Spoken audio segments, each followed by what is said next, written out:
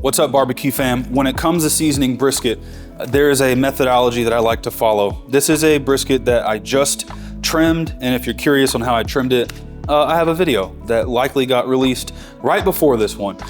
This is how to season a brisket the way that I like to do it these days.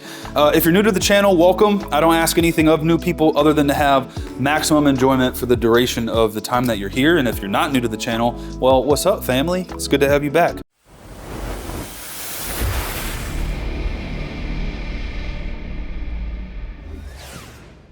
Now, when it comes to seasoning a brisket, what you're about to get from me is, I'm not saying I'm right, I'm not saying I'm necessarily wrong, and I'm not saying I'm an expert. However, I've trimmed and cooked and seasoned literally hundreds and hundreds and hundreds of briskets. And over the past, 10 to 15 years of barbecuing, this is just the methodology that I found. So first, this brisket has been sitting on my countertop for the, 30 minutes that it took me to make the how to trim this brisket video. Why am I telling you that? Well, because I want you to know that this brisket is warmer, which means the fat is starting to get stickier and tackier. If you pull this right out of the cryovac, it's likely going to be tacky as well, but I just hit it with some water. This isn't warm water. This isn't anything. You can use warm water and that's helpful. This is just normal water because this is a relatively warm brisket. I'm a big fan of binders. I believe in binders. I can say do cook your brisket how you want, season it how you want, but just take my word for it. You get better bark with a binder, you just do. Do you need a binder? No, but how hard is it to spray water or rub mustard on a brisket? So I do it. On the bottom of the brisket, you wanna keep this in mind when you're seasoning your brisket. Firstly, the bottom of the brisket is gonna be sitting on your cook grates. It's gonna be sitting on the grates, meaning it's not gonna get the same quality bark formation as the other side of the brisket. That does not mean don't love the bottom side of the brisket. Don't give it the TLC that it deserves, but it does mean that it's not worth you wasting all of your expensive seasoning like this. This is Brisket Booster. I made this rub literally for brisket. I formulated this with my co-packer. These are the highest quality ingredients that you can get. I built this over, I think it took me about 2 years to formulate this and then get it into production. And so, like I said, I made this for the purposes of seasoning brisket. However, I own this and I don't want to waste it. So I can only imagine if you bought something from me or from the store, you don't want to waste it. So on the bottom, go pepper. And you want to account for the fact that your brisket is going to be sitting on the grates, like I said, and you're probably going to be shifting it and moving it around. So you're not going to use as much pepper as you'll see us use on the top, but you also don't want to under pepper it. So that's about the pepper that I use. You just want a nice, pretty even coating. And for what it's worth to you guys, my favorite pepper, it's not gonna focus on this because I have my settings set to a different setting, but just know this is 16 mesh ground black pepper from Fiesta. You can get this online if you have a local Academy. Academy Sports carries Fiesta. This is out of Texas. I love this pepper. I could go into depth about pepper, but I will spare you for this video. Okay, so our pepper's on. Next, I just have a big thing of kosher salt. It's Morton's kosher salt. You could use Diamond Crystal. Just know that Diamond Crystal, a little bit higher sodium taste to it. So you want to adjust accordingly. It's just the weight. It's the weight of Diamond versus the Morton's. Again, that's a whole separate topic. But if you're watching this video and you're like making your brisket live right now and all you have is Diamond, or you don't even have coarse salt, you're okay, family. You are okay, don't worry. You could literally use the table salt. One of the most legendary one of the most legendary briskets comes out of one of the most legendary barbecue restaurants in all of America, and they historically use table salt. So we got our pepper. On the bottom, because I am just all over the place and don't even have my salt shaker, I'm just gonna shake this right out of this canister. And the reason I'm using kosher is because I can buy this cheaper. It's just salt, and we want the salt flavor. We really do. We don't overdo this bottom side, but the bottom side deserves some salt. So shake the salt, get a little salt on the bottom, salt and pepper. Press it in. Never, ever, ever rub, family. Do not ever rub. You're pressing. So the bottom side is Dalmatian. It's pressed in. I like it. What you wanna do is flip this sucker over, little tip for whatever it's worth. This is the decal. I never really trim this whole thing out. I talked about it in the trim video, but what I like to do when I'm trimming it is I just cut right in here, lift it up, and I make a little groove. This is what I call my thumb groove. And I always use this thumb groove to manipulate my brisket. So there you go. If you've trimmed 1,000 briskets and you've never seen that tip, well then this video might have been worth something to you. Call it a tip or two. Okay. Water, top side of the brisket. My favorite binder on planet Earth is equal parts mustard, Frank's to be exact, and pickle juice, just 50-50 mix. I don't have either, and water works just fine. I'm spraying the sides now because of the following tip. Now, when it comes to the briskets, I have a brisket masterclass. It's like 2 hours, and I talk about this in depth, but folks started yelling at me on the internet because I didn't season the side of my brisket.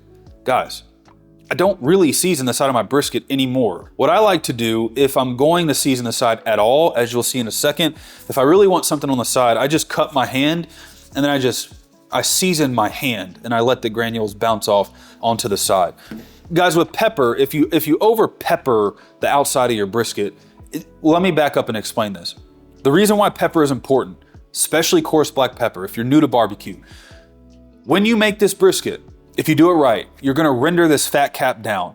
What you're gonna do is almost create a concrete emulsification. Boy, that's a big word for me. You're gonna create a concrete type experience in the brisket cook, meaning the coarse pepper and the coarse salt is gonna recess itself into the rendering fat, and it's gonna create what we call a bark, or the Maillard effect, the Maillard reaction. In that, you get what I like to call barbecue candy. This fat starts to take on the flavor of that smoke. It renders down, it almost gets kind of sweet. Mixed with the salt, mixed with the heat and the bite of the pepper, you get barbecue candy. So, you gotta use pepper because it attracts the smoke. However, on the sides, where am I? There I am. On the sides, especially on this lean side, these days I try not to attract too much smoke because I don't wanna dry this out. All right, over the top, we're going pepper first, and I'm going heavy. My camera's not gonna focus because of my focus settings, but if you can see just barely, these holes, I took a knife and I just made these holes bigger so that this could fall out. A lot of times I'll actually open this up and just season like this because I hate waiting for pepper to fall out of my shaker, but this is a lot more safe these days. So I made the holes bigger. That way I can just shake this and get the coverage that I want. As you're applying your pepper, I want you guys to know, more pepper means more color. If you want a darker, kind of more richer mahogany brisket, apply more pepper. Just know that if your pepper is too fresh, meaning you bought it from a grocery store and it's just hot and it's fresh, you're gonna add more heat to your brisket.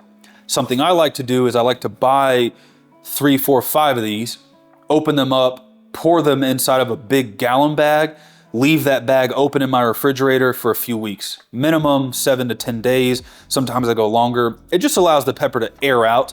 I'm not gonna go as far as to say age because that's a little, I don't know, that's more fancy than what's really happening. It lets the pepper lose a little bit of its heat. And then what I get is a less hot pepper, and I can use a bunch of it without getting that equal level of heat. So that's a pretty brisket. I'm just shaking this on left to right, and I got the color that I want. Now, on this point side, what I'm gonna do is I'm not gonna put pepper on my lean side. I don't these days. Pepper attracts a bunch of smoke, like I said, and so I don't really want to dry out my lean. This is a choice brisket. If it were prime or Wagyu, yeah, I'd throw some pepper on there, build a bark on the outside. But for cheaper cuts with less marbling, I really need to protect this lean. However, on the point side, I do pepper the edges all around. I just use my hand like this, and I bounce the pepper off my hand onto the side. This is where we get those beautiful burnt ends that everyone loves in barbecue. And so you wanna make sure that you got the pepper. Okay, now let's talk salt. Brisket booster, like I said, formulated this specifically for brisket. This packs a punch. There's no MSG in this. I blended this initially, spent a bunch of money because I thought I was going to use MSG. And then I realized that this thing is so powerful that the MSG was like nitrous oxide. It was just too much the way that I had this formulated. So we yanked the MSG out and we left it as is. And the product is a very refined, I would go as far as to say robust and slightly complex blend of flavors that I like in a brisket. This is not the main show. I think a lot of people get caught up when they buy Brisket Booster. They think this is the main show. Guys, the main show in barbecue is the smoke and the cut of beef. This, however, is it's really it's boost. It's the boost you need. Why am I telling you this? There's a good chunk of sodium in here. So here's what I do these days. It could be this, it could be a Lowry's, it could be whatever. You can go get a seasoning salt, whatever. I like to do about 70-30 brisket booster or seasoning salt to kosher salt. If I want a really salty brisket, like would be a Franklin style brisket, where you take the first bite and you're like, wow, that's salty, but also delicious. If you want to salt it. Guys, if you're going to use tallow anywhere in your cook, you want to salt it more than you think. If you want a more even keel, kind of calmer, mundane's has a negative connotation, but if you want a more even keel brisket, just nice, consistent, more steak-like, if you will, I just go 100% Brisket Booster. If you don't have Brisket Booster and you're watching this and you're like, brother, I just have salt, just do salt, guys. Just use your salt if that's all you have. When it comes to salt, apply a little bit more than you think. I'd say about equal parts, 50-50 or maybe 60-40, 60 pepper, 40 salt, something like that. But I just go, even coat of both. But what I'm gonna do is, this is just how I like to do my briskets. This is gonna look like a lot, probably is a lot. I've lifted this up and I pushed it back down because I want this rub to fall out. And from point to lean, I'm gonna go heavy, and I'm just gonna shake this on here like this. You see that? Look how beautiful that is, guys. You kidding me? That color man, I worked so hard to get this color like this. I could give you guys the secret on how we got this color. And I don't say secret loosely. Maybe it's not a secret if you know about co-packing and blending, but that color is what I'm after. My goodness. All right. I just put so much Brisket Booster on that. I'm going to press this down like so. That is fully covered. I'm gonna do the same thing on the sides, not as much, just a little bit, just so we get a salty bite on the sides. And I'm gonna leave that. This is done, this is done. You got two options from here and I'm gonna end this video. If you're going immediately on your smoker, take this water bottle and spray this down. Spray it down. You wanna wet this, you wanna wake this seasoning up. If you cook it with it this caked on here, the salt is gonna congeal, is that the word? The salt is gonna combine with the moisture in the brisket, it's gonna flake off. You're literally gonna lose bark if you just put this on there immediately. Don't do that. At minimum, spray this in there, get it tacky. You don't want it to be soaking wet, but spray it. If you're doing what I'm doing, which is I'm gonna dry brine this in my refrigerator, I'm smoking this tomorrow. This is the Style Switch approach. I went to Style Switch, shot a documentary there. They do this with all their briskets. It makes a huge difference, guys. What you do is you give the salt time to do its thing. You give the pepper time to find where it wants to set inside of, well, not inside, but on top of the fat cap. And this is a really safe way. Put a bunch of seasoning on it, put it on a wire rack if you can, put it in your refrigerator, let it figure itself out. If it's still cakey in the morning, just hit it with some spritz. But I doubt it will be. That salt's gonna start to pull a little bit of that moisture out and it's going to start to kind of wake these seasonings up and get an even coat. That is how I season a brisket, my friends and family. Guys, if you're new to the channel, you've never been here, I ask nothing of you guys. If you're new here, the only thing I ask is that you have maximum enjoyment for the duration of this video. And I hope you did that. If you're not new here, like I say in all my videos, what I say to you, if you're not new, is welcome back, family. Whether new or you've watched all my videos, from the bottom of my heart, I love you guys to death. Barbecue is my passion. It's what I do. I love teaching it.